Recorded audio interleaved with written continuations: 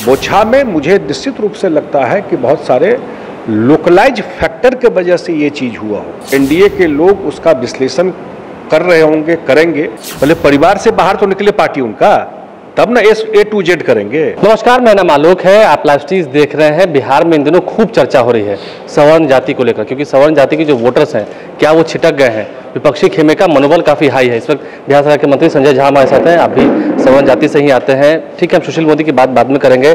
पहले जो विपक्ष का इन दिनों मनोबल हाई है, वो जहाँ सीट पर चुनाव की बात करें कि खलबलाहट है, अच्छे को हिला कर रख दिया है इस चुनाव ने। नहीं, मैं एग्री नहीं करता हूँ।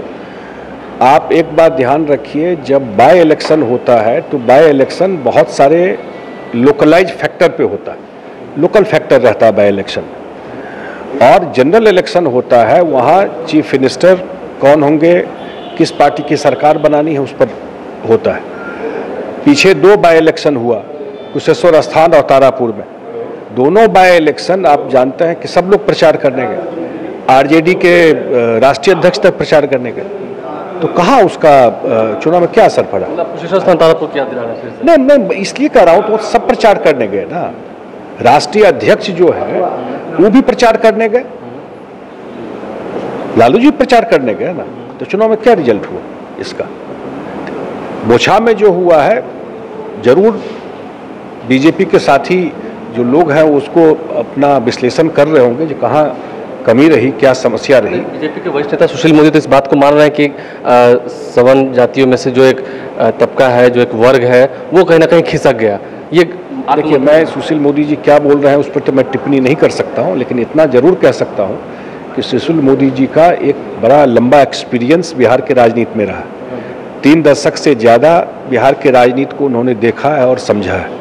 बहुत लंबे काल तक वो नीतीश कुमार जी के साथ सरकार में भी काम किए हैं, और जब एनडीए सरकार नहीं भी थी तब भी साथ हम लोग काम करते रहे। उनका एक अपना अनुभव है बिहार का। तो अगर वो कुछ कह रहे हैं तो जरूर एनडीए के लोग उस बात पर गौर करेंगे, मंथन करेंगे, 100% करेंगे ना। ये कह देना कि नकार दिया है, इन सब जैसे बातों को कैसे देखते हैं कि एनडीए को अब नकार दिया बिहार के अंदर जो विपक्ष के एजेंडे? और अब क्या एक्सपेक्ट करता है, क्या बोलेंगे, क्या नकार दिया? 2 जो इलेक्शन बाय इलेक्शन जीते, 2009 में हम लोग पार्लियामेंट चुनाव जीते और उसके बाद बाय इलेक्शन हुआ, हम लोग हार गए थे। और 2010 में 206 सीट जीत गए। तो बाय इलेक्शन और जनरल इलेक्शन दोनों में फ़र्क होता है। बाय इलेक्शन बहुत सारा लोकल फैक्टर पर भी, जैसे मैंने बताया, वो चीज़ रहता है। और मैं तो बताया, अभी तो 2 बाय इलेक्शन हुआ ही था, तो उसका रिजल्ट को क्यों नहीं विश्लेषण करते? तो क्यों हो गया? बोछा में मुझे निश्चित रूप से लगता है कि बहुत सारे लोकलाइज फैक्टर के वजह से ये चीज़ हुआ होगा। अब वो ज़्यादा उत्साहित होने की बात नहीं है। हाँ, मतलब लोकल कुछ फैक्टर प्ले किया होगा, कुछ पब्लिक डोमेन में है भी बात कि आपसी समस्या। उस एक सीट को ओवरऑल ना मान लिया जाए तो यही नहीं, सवाल ही नहीं उठता। कैसे मान लीजिएगा ओवरऑल? तब तो 2 को पहले मानिए आप ओवरऑल। 2 को काहे नहीं मान रहे हो? 1 को मान रहे हैं, 2 को नहीं मानिए। तो 2 तो है ना भाई, 2 को ओवरऑल मानिए कैसे? और उसमें तो हम बताए कि सब लोग गए थे, उनके राष्ट्रीय अध्यक्ष तक कुशेश्वर स्थान प्रचार करने चले गए। हम लोग पहले से डबल वोट से जीत गए, वो भी तो सामने में है। इसलिए बोछा चुनाव में जरूर एनडीए के लोग उसका विश्लेषण कर रहे होंगे, करेंगे। जो कहीं कोई कमी रह गई, कोई बात रह गई, इतना जरूर है कि हम लोग जब चुनाव में जाते हैं तो नीतीश कुमार जी के कामकाज को लेकर के ही चुनाव में जाते हैं। A to Z की जो बात कर रहे हैं, सामने में तेजस्वी यादव नेता प्रतिपक्ष हैं, इसे कैसे देखते हैं? क्या लंबा ये चल पाएगा? मैं इस पर विशेष टिप्पणी इसलिए नहीं कर रहा हूँ कि लोग कितना भी कहेंगे कि बिल्कुल बदल गया, तो एक परिवार से बाहर तो निकल ही नहीं पा रहा है। तो A to Z कहाँ से आएगा? पहले परिवार से बाहर तो निकले पार्टी उनका, तब ना A to Z करेंगे। मतलब बड़ा कंपटीशन अभी अंदर ही है, अंदर ही कंपटीशन है। तो A to Z का कहाँ जगह है? A to Z तब ना निकलेगा जब परिवार से बाहर पार्टी निकले। 24 में या 25 में से कोई चुनौती नहीं हमको नहीं दिखता है। हाँ, हमको नहीं दिखता है, इसलिए कि बिहार के लोग अब पीछे मुड़कर नहीं देखना चाहते।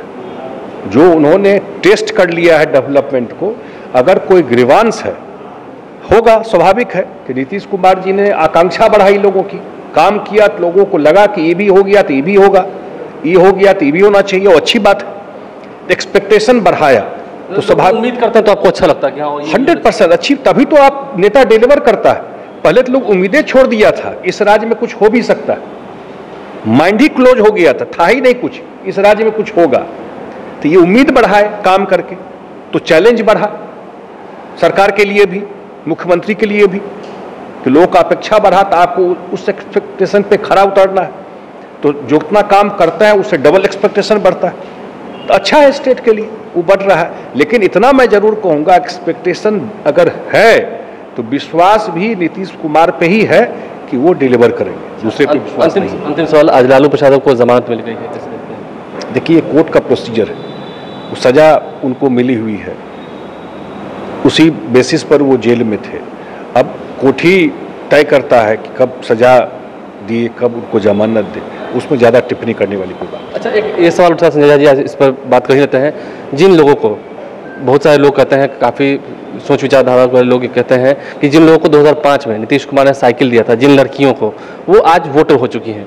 तो लगता है कि ये परसेप्शन जो है, अब अगर बनाने की कोशिश करेंगे तो वो लड़कियां तो अब सभी सयानी हो चुकी है, कैसे बड़ी हो चुकी हैं, उनकी जो गार्जियंस हैं, जो उनकी माँ है, बहनें हैं, वो भी इन सब चीज़ों को देख रही हैं। तो ये परसेप्शन ऐसा कुछ होगा नहीं? बिल्कुल। देखिए मुझे लगता है, ये मैं पार्टी लाइन के बियॉन्ड आपको बोल रहा हूँ, कि अगर साइकिल योजना हो, गर्ल्स एजुकेशन हो, लड़कियों को जॉब में अपॉर्चुनिटी मिलने की बात हो, और अगर इसको एनालाइज कीजिए, आज ये पत्रकार, आपको भी मैं कहता हूँ जरूर एक बार, क्योंकि पत्रकार का काम पॉलिटिकल इशू के अलावा अगर समाज में कोई मेजर चेंज हो रहा है उसको भी देखना चाहिए। अच्छा बुरा दोनों की बात मैं कर रहा हूँ। तो इतना बड़ा ट्रांसफॉर्मेशन अगर सोसाइटी में एक योजना से हुआ है, जो 50% पॉपुलेशन जो महिलाओं का है, उसमें जो कॉन्फिडेंस आया है, वो जो पढ़ के बाहर निकल रही हैं, वो जो अब इसी बार मैट्रिक का रिजल्ट देखिए आप, कितनी लड़कियां ऊपर से टॉप करके गई। तो इसका मतलब, उसका इम्पैक्ट समझ रहे हैं, उसका मेजर इम्पैक्ट जो सोसाइटी पे पड़ रहा है, जो बिल्कुल घर बैठी हुई थी, वो पैरेलल अब समाज में काम कर रही हैं, या एक साथ कंधा में कंधा मिला करके बिहार को बढ़ाने में काम कर रही हैं। या मुख्यमंत्री बोलते हैं पॉपुलेशन कंट्रोल में ये सब कितना बड़ा फैक्टर प्ले करेगा, पढ़ी लिखी है तो उसका इम्पैक्ट पॉपुलेशन कंट्रोल में। हम कितना भी रोड सड़क बना देंगे, अगर उस पर कंट्रोल नहीं होगा तो उसमें एजुकेशन का कितना बड़ा रोल है। तो धीरे धीरे आप देख रहे हैं कि तो ये मुझे लगता है कि बहुत बड़ा, अगर 2, 4, 5 काम नीतीश कुमार जी का, बहुत सारा काम है, हजारों काम है, लेकिन मुझे व्यक्तिगत में, मेरा फिर मैं कह रहा हूँ मत है कि अगर नीतीश कुमार जी के 2, 4, 5 काम को अगर जो टॉप 5 में अगर कोई काम का कोई गिनती होगा तो लड़की का साइकिल टॉप 5 में आएगा, कि उससे समाज में बहुत बड़ा ट्रांसफॉर्मेशन हुआ। देखिए समाज में कितना बदलाव हुआ है ये देखना होगा। संजय झा बिहार सरकार के मंत्री हमारे साथ है, विभिन्न मुद्दों पर उन्होंने खूब बात की है, और क्या कुछ उन्होंने कहा है हमने आपको सुना है। विपक्ष पर खूब हमला कसा है, तंज कसा है, और कहा है कि अब जो नीतीश कुमार ने स्वाद चखा दिया है विकास का, उसके बाद फिर लोगों की विचारधाराओं को बदल देना विपक्ष के जो एजेंडे हैं उसके द्वारा वो असंभव है। हमारे चैनल को सब्सक्राइब कर लें, साथ साथ फेसबुक पेज में लाइक करें। धन्यवाद।